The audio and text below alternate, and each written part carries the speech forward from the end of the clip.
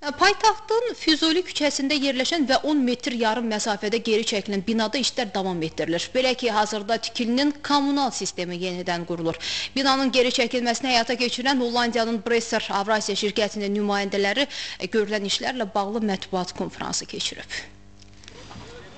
1908-ci ildə inşa olunan 3 mərtəbəli binanın uzunluğu 52, eni 35, hündürlüyü isə 20 metrdir. Bir neçə gün əvvəl 10 metr yarım geri çəkilən tikilinin yer dəyişməsini Hollandiyanın Bresser Avrasiya şirkəti həyata keçirib.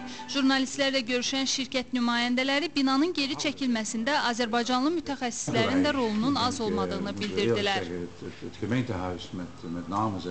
Layihəni Azərbaycanlı mütəxəssislərlə birgə həyata keçirdik. Burada işləyənlər üçün bu həm də bir təcrübə oldu. Binanı nəzərdə tutduğumuz vaxtdan bir gün tez, yəni 4 gün müddətində geri çəkdik. Onu da deyim ki, bu yer dəyişmə bina üçün heç bir təhlükə yaratmır. Hazırda binanın kommunikasiya şəbəkəsi yenilənir. 18 min ton ağırlığı olan tarixi bina yeni bünövrəsi üzərinə tam olaraq 2 həftədən sonra bərkidiləcək.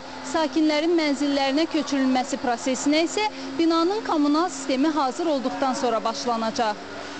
Mütəxəssislər deyir ki, binanın çəkisi divarın eni və uzunluğu ölçülərək xüsusi üsulla müəyyən edilib. Yer dəyişmək üçün isə 200-ə yaxın müxtəlif avadanlıqdan istifadə olunub.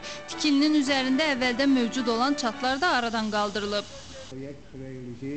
Binanın yeni bünövrəsi olduqca möhkəmdir.